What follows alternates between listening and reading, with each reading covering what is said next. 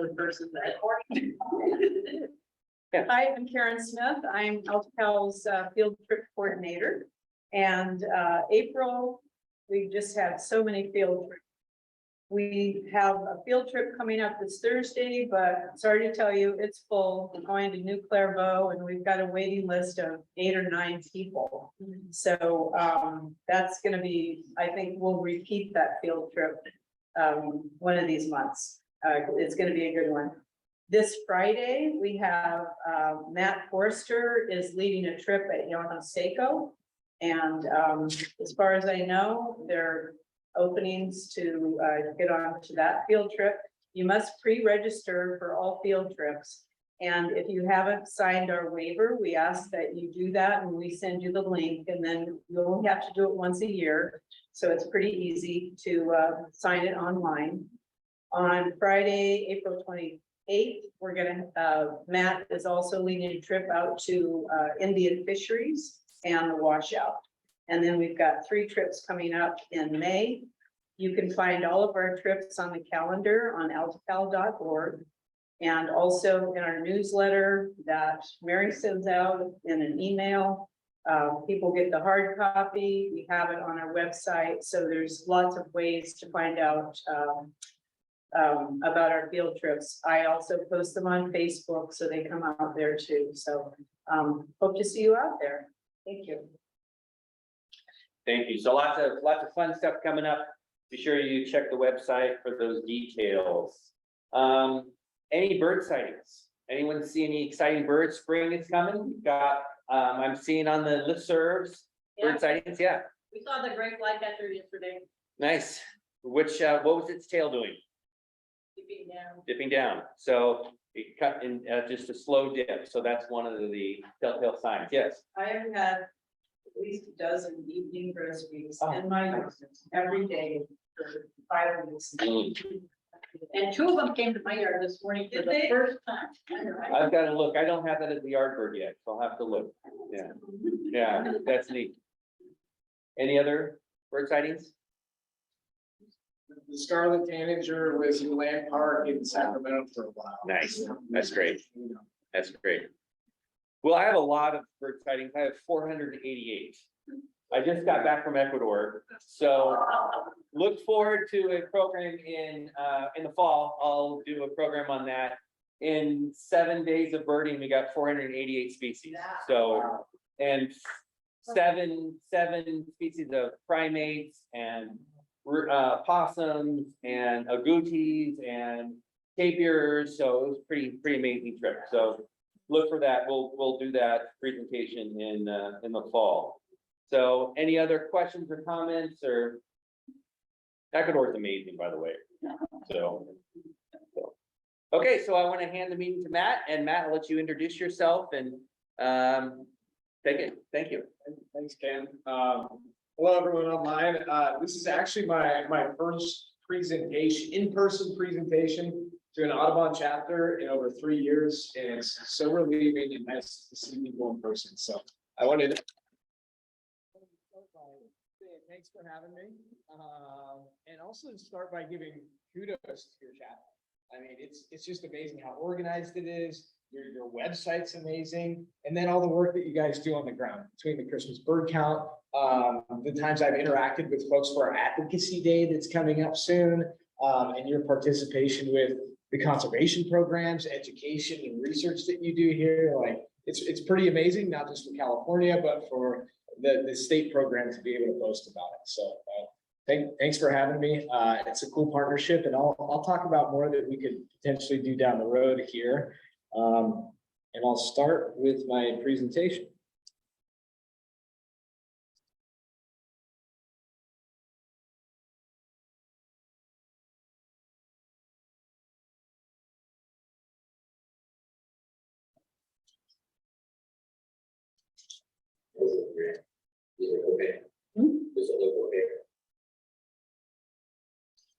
So my name is. I wore my hat just in case. No, it's shining on the screen. Maybe somewhere else, and I think you need the light. I don't break the screen. Much So- better, Is that better? thank you. Someone else? Yeah, it's up in the corner now, it's not a problem. So my name is Matt Alshouse. I'm the Senior Conservation Ranching Program Manager for the state of California. I've been with Audubon, California for over 3.5 years now. So I grew up in Wyoming on a ranch, just grew up with a passion for wild places and the outdoors. I pursued a vocation in restoration, reclamation ecology and rangeland ecology, which is kind of the science part of my background. And then environment and natural resources, which is kind of like problems and policy. Followed up with supplemental studies in soil science. And then I became a bird biologist and sort of put all that behind me. And so I worked for the Peregrine Fund in Central America for close to 10 years, researching an endangered falcon species. And then the conservation programs and education and outreach associated with that. And then I heard about this position with Audubon. It sort of blended my expertise and my past with some of my passions and had the bird component, but to me seemed innovative because it had this conservation, or excuse me, this consumer-based conservation focus. And so I came here not knowing anything about the state of California, the birds that are here, or the rangelands, and I've been learning since I landed. Just to give you guys a little bit of background on our program, we try to use ranching as a conservation strategy. And so a lot of people don't know that these privately owned properties are providing a lot of habitat for birds. And in California in particular, rangelands are at the tip of the spear when it comes to conservation. If you think about all of the water that ends up in the Central Valley, 90% of that has to go through the rangelands at one point. So these rangelands are super important, not just for birds, but for all these other ecosystem resources. In addition to, well, I mean, some of those ecosystem resources are also carbon, food, water, fiber, open space, but there's very few economic incentives to promote good stewardship of that land. For the most part, in California, ranchers are land rich and cash poor. So they own land, but they're living year to year on a fixed budget trying to make money off of ranching. In California, we're losing about 20,000 acres of rangelands per year. And so that's to agricultural development and to suburban development and to energy infrastructure. So 20,000 acres is kind of a hard thing for me to wrap my head around. California has around 40 million acres of rangelands. The whole state's about 100 million acres. So 20,000 acres a year is quite a bit. Several years ago, we sent out a survey to ranchers that had them choose which ecosystem services or activities they're most into, or they were most willing to participate in. And the number one that came out was improving wildlife habitat. So pretty much every rancher that has a property wants to improve wildlife habitat on it. And this isn't something new. This has been going on for a long time. I really like this photo in particular because by the way people are dressed and their haircuts, you can tell it's from quite a while ago. This is folks gathering the bird on a ranch. So the purpose of the ACR program is to create this market-based incentive or seal so that people can recognize folks for doing good things on the land in the market. They can recognize this seal on beef and beef products. The reason it started is, I'm sure you guys have heard, grasslands are disappearing. So grasslands are disappearing, and grassland birds in particular are declining more than any other population or group of bird species. Now, grassland birds are declining at such large rates that Audubon went in and took a look at the major threats to birds as part of their survival by degrees tool. It's a super cool online tool. You can go online, you can look at a particular bird and look how its habitat's going to change over time. Those major threats to birds are sea level rise, urbanization, crop expansion, extreme spring heat, wildfires, and spring drought, all of these caused by climate change. So when you go into a species by species scenario, the one that I like to use the most is what I think of as the icon of Western grasslands. It's the Western meadowlark. Kind of ironic, I think, that its Latin name is Sternella neglecta, because I think we've been neglecting meadowlarks for quite a while. That's why I have one on my hat. But I'm gonna ask a trivia question later on meadowlarks, where the winner gets a piece of both family jerky. So keep meadowlarks on your mind. But when I go out to a rangeland and I try to assess its general health just by looking at it, I think about meadowlarks, because meadowlarks like intact grasslands. They need these large spaces and they need a particular type of grass height to be successful in nest. The rangelands of California are really important for overwintering meadowlarks. There's huge flocks of meadowlarks that overwinter in the rangelands of California, but also nest here.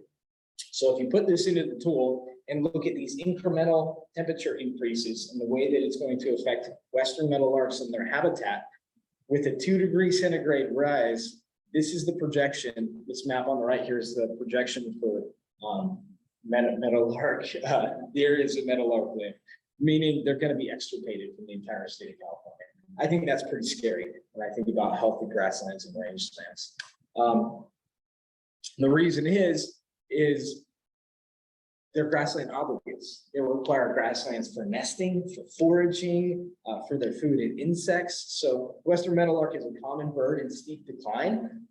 Their populations have fallen by over 3% per year for over 40 years, which is about 89% decline. So when I go out to a rangeland, to wrap my head around this, when I go out to a rangeland and I see 4 Western meadowlarks on a fence, 60 years ago, there was 9 times that many. So that's kind of how I wrap my head around the population declines of meadowlarks. Same thing for other birds that aren't necessarily grassland birds. So this program evolved to do good things for grassland birds, but a lot of the rangelands in California aren't grasslands. They're rangelands, they're mixed chaparral, they're oak forests. And so when we develop the program and protocols here, we have to think outside the box on how grazing and prescribed grazing affects the habitat of other birds. The California quail, for instance, is going to lose the majority of its habitat in the northern Central Valley. And then a species that you don't even think about how grazing could affect the acorn woodpecker, a focal species of ours, will also lose a significant part of its range. So this creates a challenge. How do we affect change on rangeland management at a scale that can reverse these population declines, but provides us an opportunity for connecting consumers to incentivize ranchers for doing good things on the ground and good things for bird and bird habitat? I point out these major threats to grasslands because they were different than those threats that I just showed you. The major threats to grasslands across the country are land conversion, poor management, invasive species, and climate change. And I don't want to move on too much without just adding a note for fire and fire resiliency. In California, we have the fortune of having a demonstration site for the ACR program, and it's Bobcat Ranch. Bobcat Ranch has the highest return fire frequency out of anywhere in California. So it's burned 7 out of the past 10 years. Over 80% of the ranch has burned, and it's kind of strange what's causing these fires. The thing that's causing the fires at Bobcat Ranch are boats. Boats are causing wildfires. Can anyone think of why boats would be causing wildfires? They're dragging their chains. So Bobcat Ranch is right next to a thoroughfare that goes to Lake Berryessa. People drag their chains and it creates an ignition source. So this has given us an opportunity to sort of assess fire risk and use grazing for that, form deep partnerships with Cal Fire, monitor carbon change in soils over time, and look at opportunities to use controlled burning to promote grassland habitat. I already talked about why and how we can potentially achieve significant change at scale, but that's by connecting land managers and practitioners to this market for people that eat beef. So I guess I'll just throw it out there. There's no wrong or right answer, but how many people in the crowd eat beef? Eat beef. So that's a majority. So at least half the people eat beef. Would you guys be willing to pay a little bit of a premium if you knew that it came from bird-friendly practices? Yeah, sure. I think I would too. And so we know that these ecosystems, grasslands in particular, evolved with grazers. So grassland plants evolved to be grazed, and the species that utilize them evolved in areas that have a mosaic landscape. So if we take grazing away, that doesn't solve the problem. And if we overgraze, it's also exacerbating things. So we tried to figure out a way where we can connect birds and business This is a photo I really like to show. This is Nora Harper from the Orvis Ranch. They're outside of Farmington. They're in the San Joaquin Basin. The past 3 years in a row, they've received around 4 inches of precipitation every year, which all of the producers around them have bare ground and don't know what to do. They had to sell their herds, we're in this horrible drought. And then you go to their neighbor's place, and not only do they have great bird habitat, but they have great forage for their animals. And so it's just an example of how to use rotational grazing to promote bird habitat in times of drought. So we become partners in sustainable land management with the people that we work with. As part of the certification process, we get them certified after we write a habitat management plan for them, but that's when the work begins. Once we establish that partnership, then it's supposed to last over time. We certify the products as bird friendly, try to connect ranchers to premium markets, and we have regional and national staff that's dedicated to the program. So this gives you an idea for grasslands in the United States and scale nationally. It came here to California, well, 3.5 years ago, but we're now operating in 15 states, over 100 ranches, a lot of restaurants and retailers. And I guess our goal has been, the date on our goal is a little wrong here. So I don't know if we're at 2.5 million acres yet or not. Here in California, in 3 years, we have 20 fully certified operators on over 250,000 acres. And the thing that's different about here compared to, say, the Rocky Mountains is we have producers and ranchers reaching out to us and knocking on our door, wanting to be certified, wanting to be a part of the program. Where in the Rockies, they're knocking on doors and trying to recruit people. It's kind of the opposite we have here as other places. So we're trying to figure out ways to deal with that sort of capacity. Our program is based in 3 main protocols. It was 4, but when you think about beef as a product and certifications on the market, you have the all organic certification, and that's usually like the standard for folks. And there's some other certs, whether it's global animal partnership or the American grass fed. Someone could have all those certifications, but still not be doing anything for habitat. Someone's all organic, that doesn't mean they're providing habitat. That means they're just following the rules for organic. So we've sort of broken our program down into these 3 protocols, which are habitat management, animal health and welfare, and environmental sustainability. Animal health and welfare deals with the use of hormones, antibiotics, and making sure that animals are not confined or put in a confined space like a feedlot. Environmental sustainability sort of runs the gamut of not using herbicides, pesticides, neonicotinoids, and riparian habitat protection. And then habitat management is where we really dive deep and work with producers to think about how they can maximize their forage yield and profitability on a piece of land by also recognizing the key habitat attributes on that property that are really important to birds. And so this is just an example from Bobcat Ranch's habitat management plan of their quick reference guide that we develop for operators. That's at the end of the document where they can easily go in and see how they can help sort of these different aspects on their ranch. Another piece that we do is develop a focal bird species list on their property, keying into those key habitat types and timed grazing. Our third-party verifier is the Food Alliance. So they come in and use our protocols to run audits on the properties and the animal treatment. As soon as someone has met all of those, they receive a certification letter where they can then start using Audubon seal on their product or on their website or on their fence or promoting themselves with Audubon's approval. We want to make sure that the things we're recommending on the ground, not just are adaptive, but are doing the things we want them to do. This is a hard thing to prove out a lot of times, just because bird populations are dropping everywhere. So if they continue to drop other places, how do we know that if they're dropping on the ranch, it's not from some other cause? So we monitor using Point Blue's range monitoring network protocols, which are for soils, vegetation, and birds. And I won't dive in too deep on the protocols, but for soil health, we look at texture, soil organic carbon, bulk density, and water infiltration. All of these things are related to one another and related to grazing. For vegetation, we do point line intercept transects at those same points to look at ground cover diversity and composition. Also things that are driven by grazing or the lack of. And ultimately, they provide the habitat for birds. And so we do point count surveys, riparian transects, and other types of surveys associated with this methodology.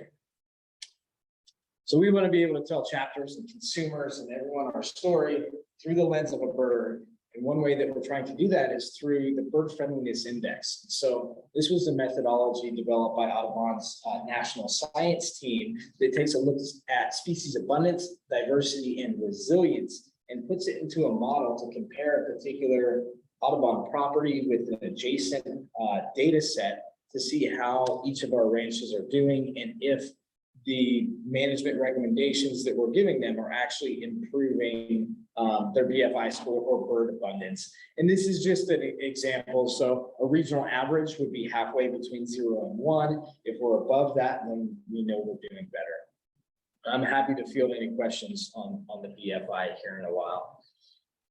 When the program came to California, we wanted to make sure we had the most bang for our buck when it came to conserving areas that were important for birds. And so our GIS and geospatial science team developed this landscape prioritization, which was a hierarchy model that took into account these 13 different biological and abiotic factors, ranked them on a scale, 0 to 1 scale, one to another, and then every single one of these got a 0 to 1 ranking on its importance for birds and for conserving habitat in California. We then took those geospatial layers, overlaid all of them over the state based on their importance, and came out with this pretty figure here. So we're using this as a tool to kind of to inform our decision making and to think about where we can have regional objectives. The things that hop out to me here are majority of the Central Valley is red, meaning very low priority. It's already been developed in the production agriculture. Areas that are green, like say the Central Coast, scored relatively high in importance for things like wildlife habitat connectivity, riparian habitat connectivity, climate refugia or resilience and resistance of an ecosystem to climate change. And so those are kind of the things that hop out. Again, we're using this as a tool and we can add different inputs and amend this sort of as we see fit to tell the story here in California. On to opportunities for chapter engagement. So this is a map or figure of where chapters cover the state of California. And to me, it's mind blowing. I'm not a member of a chapter yet, so if you guys want to recruit me, feel free however you want to. I'm a member of Laramie, Wyoming's Audubon chapter, and then Belize Audubon. But here in the state, we have this amazing network of chapters that are all doing their own things. They're all doing good things for birds, and it's just this great resource that no one else has utilized or no one brings up when we talk about bird conservation. And so these are the current counties that have active chapter engagement. We've had this idea for a while that potentially we could open up different ACR ranches or pair chapters with a particular landowner or property that would provide you guys a new place to bird and a new place to explore, but also provide that critical data back to us. That is actually the most expensive part of our program is data collection. Also, people who are on the ground are local. They know the landscapes. Instead of having me or a partner biologist from somewhere else in the state, you guys can go out your back door and know what you would expect to see on these places. So that's kind of the next step or the next phase for us, but we are looking for chapters that want to partner, that want to go out and do monitoring on these places, and then we can pair you guys with our ranches. Another piece is just sharing the story. So grazing gets a bad name for a lot of reasons. We've destroyed a lot of the desert Southwest and Rocky Mountains with overgrazing. We're cutting down the rainforest so that people can grow corn and soy and to graze animals and to feed animals. And so we're not saying that all beef is good or all grazing is good, but there's definitely a better way for people to do it and a way to continue to provide this habitat for birds and other wildlife. And so being able to share that story with people, I think is important. When I first came to this program, somebody told me that I'm going to feel good when I purchase ACR beef. And I thought that was hokey. I'm like, no way am I going to feel good buying beef. Not like I'll buy beef. It's not going to make me feel good. Then I went to the co-op in Laramie, Wyoming, this tiny little co-op, and I saw ACR beef. And I said, I'll be darned, I'm going to buy some. because I went to go buy it and it was from the Reed Ranch. Well, I had done sage grouse work on the Reed Ranch 10 years previous. And I was like, oh my gosh, they are doing good things for sage grouse. Like, I know these guys, I actually feel good about it. And then I checked out, I told the person working at the counter all about the program and they were blown away. And sure enough, I felt good about it. So I think a lot of people want to move towards this farm to fork and this regenerative movement. And so connecting with the local people that are producing their food, I think is really important. Lastly, we have this purchasing power. So the only thing that's going to drive the market is by people buying a product. And if these ranchers, aren't seeing a premium or aren't selling any more product based on our program, they're probably going to stick with it because not many people are using the seal right now. But if we can incentivize folks with purchasing power, then that's huge. And so we have some online links here directly to individual producers, but also an interactive map to where you can look at the state of California, hover over a retailer and see what product is available there. So our next steps are to engage with chapters, monitoring and outreach, talk to folks, connect our consumers to certified ranches, certify more properties. We need to certify more properties because California is the 4th largest cattle producing state in the union, but the majority of the people producing cattle here are running stocker operations and yearling operations, where they could be doing good things for the land, but then they sell to feedlots so their animals get shipped to Nebraska. So we can create a network here between these certified ranches and have a market for them here, then that prevents these animals from being shipped out of state. Incorporating equity, diversity, and inclusion and belonging into our program is a pretty tough thing to do.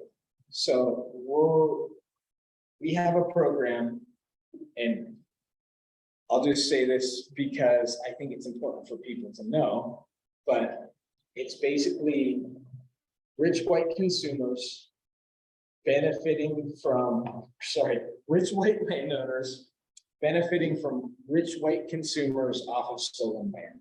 And so if you think about the program, the only people that are paying a premium for beef are people who are privileged. And they're helping out these other folks that own land that are privileged from stolen land. So it's really hard to wrap your head around and to think about, but we're trying to think outside the box when we think about equity and diversity and inclusion.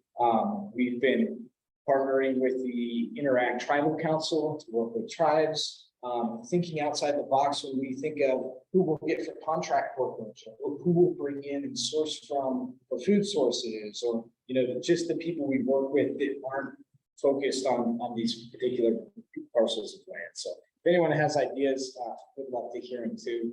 And the last one is adaptive management. So, there's no cure for everything, and we'd like to be able to use our data to be adaptive, learn from our mistakes, and keep moving forward and progressing. And so this is a cut sheet from 11 Lake Ranches. This is Daryl Wood. He was the founder of Western Meats and then Panorama Meats after that. He's based in Vina. And so his home operation is in Vina. He leases TNCs or the Nature Conservancy's Vina Plants Preserve. He also has different leases and parcels throughout Susanville and north of there. And so it was a big lift to get him and his whole operation certified because he worked with so many different ecosystems. And so he's been a great active partner with us. He believes in the Audubon and the seal, and he's looking for folks to buy beef direct from. And so one of the hard pieces I think for connecting chapters is this isn't like a grocery store where you could go buy a couple pieces. He sells beef by the whole beef. So if you buy from him, you have to buy a whole cow. But I'd like to develop cut sheets where if a chapter or a group of folks in the chapter wanted to all throw down a whole beef, then it would be easy to split up. So we're trying to sort of facilitate that process.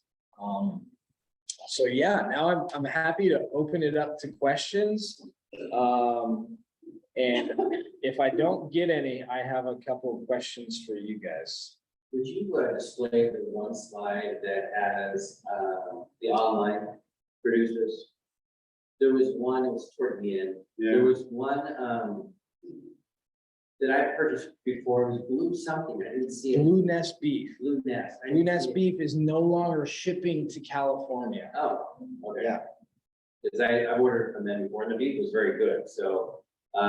Take a screenshot if you're at home of this, and then we'll get these, if you can provide a copy of this slide, send it to Mary or Jared, we can get it on the website. We can have maybe a web page. Sure. And it does need to be updated. We now have more producers, more locations. I like to go direct, and so that's why we're kind of working with the cut sheets. So I'll share Daryl's cut sheet with the chapter. Great. And we have the Machuca tribe of the Maidu here, and they just built an a casino down on 149, which is between That good 90 word. and 70. That tent, Huh? that tent. Yes, yes, Yeah, that's it. That's gonna be the casino. yeah. Yeah. And then, but it's on a really nice piece of rangeland area, and they're very into the TEK, traditional ecological knowledge, so they may be a good partner. If you guys aren't already hooked up. No, we aren't. That would be a great connection. I don't know how much they own around the new casino, but it's all really nice rangeland. There's Locklands, a piece across 149. It's got the lake on it. Oh. There's Locklands, But we have a waiting list of 21 people. 21 operations, so that's Operations. 21 ranching operations. I didn't really mention that a ranching operation here is different than it is in the Midwest. This program started in Missouri in tall grass prairie. Here, if you want to have a full start to finish ranching operation, you need a bunch of leased land. You can't have your animals on annual grassland all year round. And so when I recruited our first participant in the program, they had 7 different pieces of land in 3 different counties and 3 different ecoregions. So we had to develop a habitat management plan that worked as an umbrella for their whole operation, but then dive deep into habitat specifics for every place they graze. And so when we think about 21 operators, each one of those probably averages between 5 and 10 different parcels of land. So that's like exponentially increases the volume of areas that we need to survey and the complexity of their habitat management plans. So we just received a new grant from the Wildlife Conservation Board of California to expand our program. So we're going to be hiring on 1 more range ecologist. Sounds like we need So, 5. I think we need a few more. But yeah, we're continuing to work on that fast. This is a weird question, but are there any plants that are good for birds that the cows don't eat? That are not, maybe not poisonous to the cows, but just that they don't eat? Like, I know on the Vine Plains and stuff, they don't eat the wildflowers. They're just all, there, except for the, Plants that are good for birds that cows don't eat. yeah, so that you can still have some structure there that the cows just don't like, whatever that plant.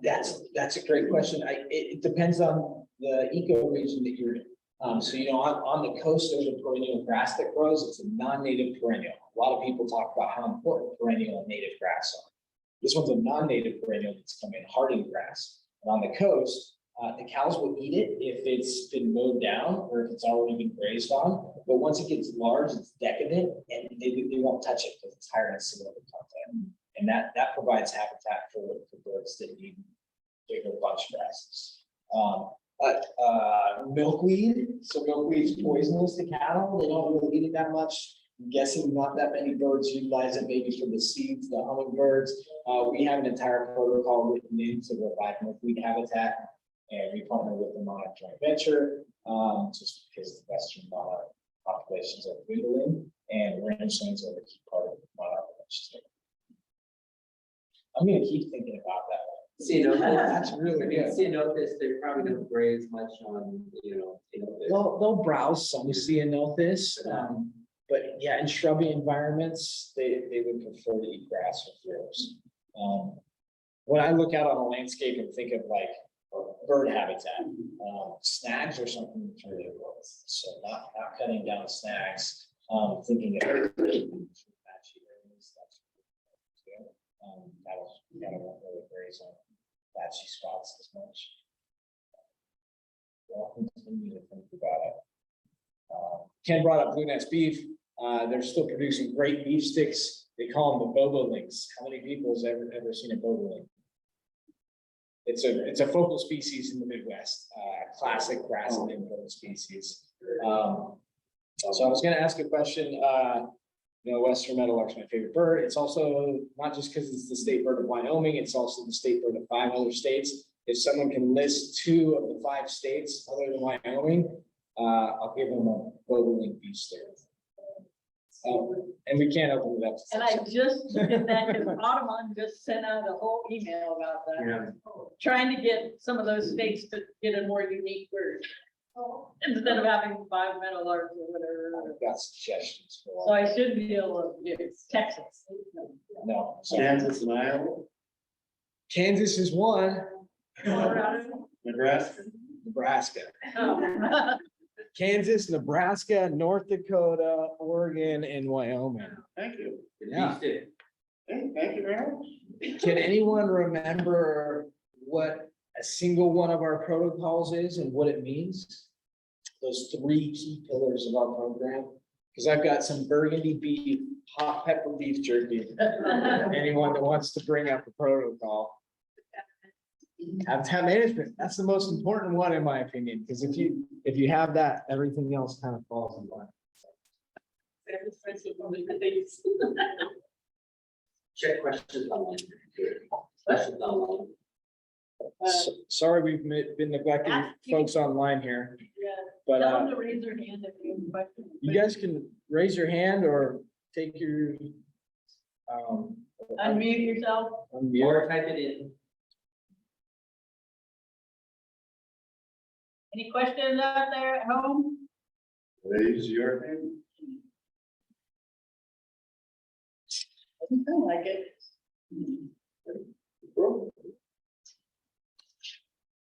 So at Bobcat Ranches, it burned 7 times in the last 10 years, you said? Do they ever lose any cows? We've never lost any animals. And usually it doesn't burn till later in the season, so that's a seasonal grazing operation where animals come on beginning of the wet season, like December. We try to get them out by May because we know fire is a risk. I have worked with several ranchers that have lost several cattle and fires.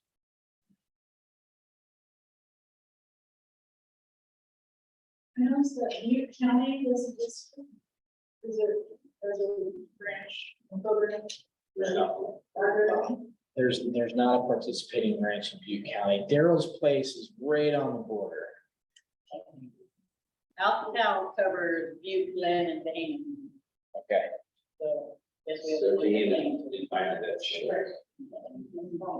Yeah, Sure. So how does Audubon decide which ranches are going to go through this program? Will they come to you? You may have said it, but I don't know.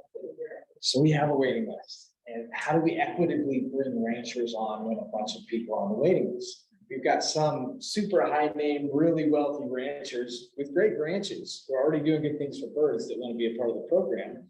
And then we've got beginning ranchers. So we've actually developed a 22 question prioritization and ranking key for how we bring new places on, which sounds pretty crazy, but we send out a questionnaire to an operator. Based on that questionnaire, we fill out a ranking similar to a grant proposal or an RFP. And then we determine them through a point ranking system.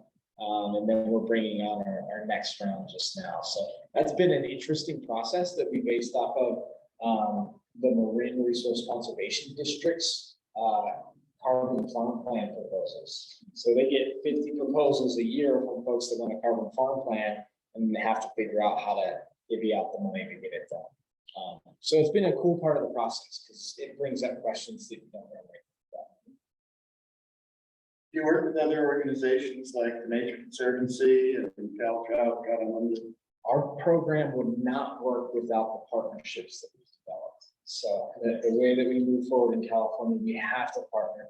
There's a lot of people doing similar things and we don't want to create the wheel. So the NRCS, local resource conservation districts, the state, the California Association of Resource Conservation Districts, we have partnerships with land trusts, with Point Blue Conservation Science, with the Nature Conservancy, with Audubon chapters, with Partners for Fish and Wildlife, with the U.S. Fish and Wildlife Service, with the Wildlands Conservancy, Rocky Mountain Elk Foundation, Pheasants Quail Forever. And there's probably some other ones. But yeah, we kind of have a core set of partners, but we partner with anyone doing similar work that could get conservation work on a ranch. What would be like your call to action for a community or individuals to support the local vegetable? Easiest way is to buy the beef. It seems weird. Call to action for a community is source locally. And if you can source from one of these places that's doing work.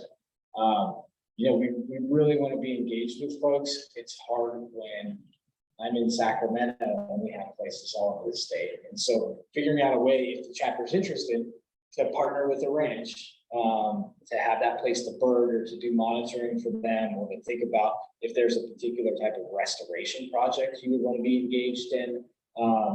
We are just now developing an internship program.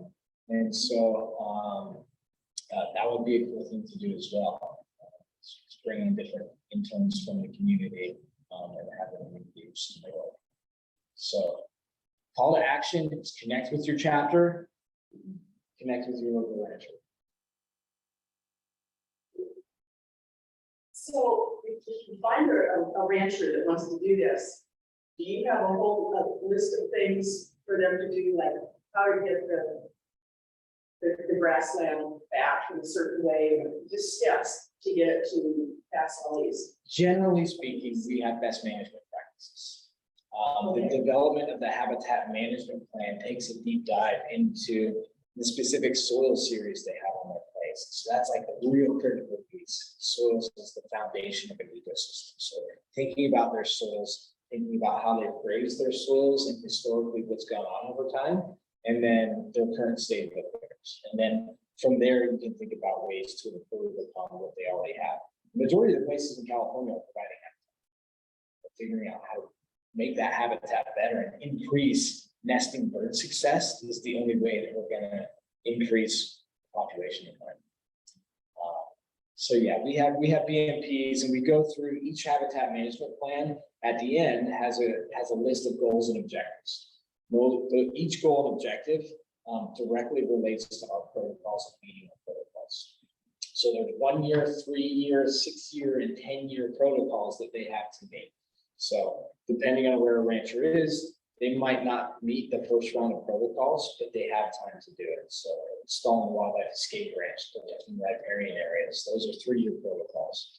So a rancher, first thing a rancher will ask me is, what's in it for me? Yeah. What's in it for you? Why? I can't guarantee them they're going to get a premium on their product, but I can tell them what Audubon's providing. And we're providing monitoring, we're developing the habitat management plan and developing these partnerships to source money for infrastructure on the ground, for fencing, for water. Because without that funding, they can't put that infrastructure in. And so that's kind of a key piece. So a lot of people right now in the program aren't using our seal yet. They haven't used our seal on product because they don't see the value in that, but we still have people wanting to be part of the program. So they see value in other parts of our program that isn't just using Audubon's name on their product. And that's kind of cool to me. Is there like a marketing kit that goes out to these ranchers? We say like, here's how you can. We do, and there's a short list of things we provide for marketing. We have a national marketing manager that can do rancher profile stories, that can promote them in different networks. And she's great. She actually lives in Napa. So it's cool to have our national marketing person local. And then we have a national communications person. And so they're responsible for communicating either locally or at a national scale for different folks. So yes, and no.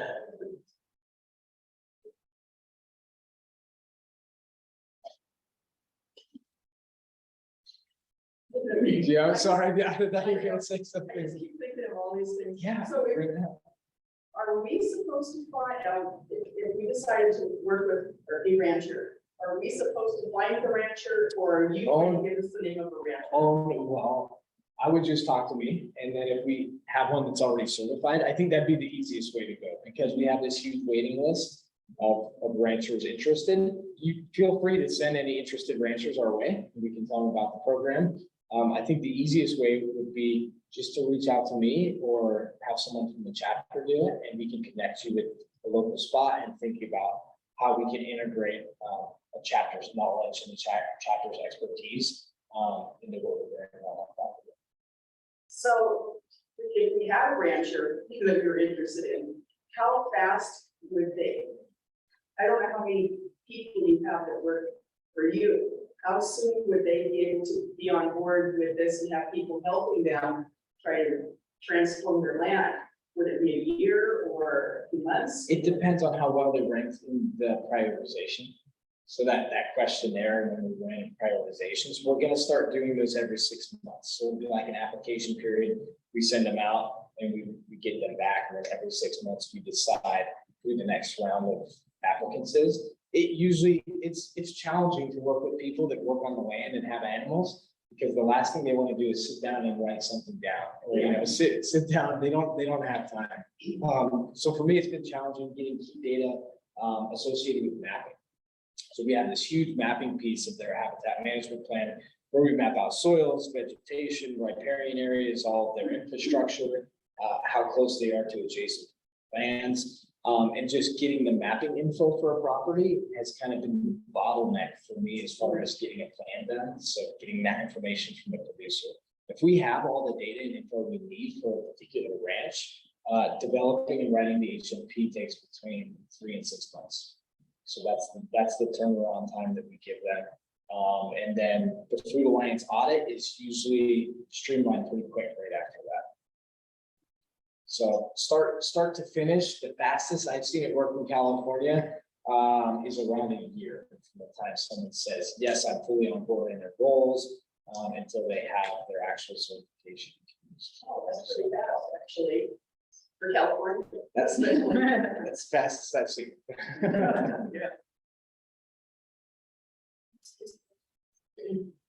Well, thanks, Matt. Appreciate you coming. So conservation ranching is a big priority for California Audubon. I also sit on the board, I represent the North States for California Audubon, and every one of our board meetings, it's a really high priority. So it's a fantastic impact that we have as board, or as Audubon members, investing in California Audubon and national with your memberships, and it helps support the program. So thanks for sharing the excellent work that you're doing, and we thank you. And thanks for those at home. Check the website, send in your membership. Appreciate you. Thanks for coming. So good night. Stop the recording.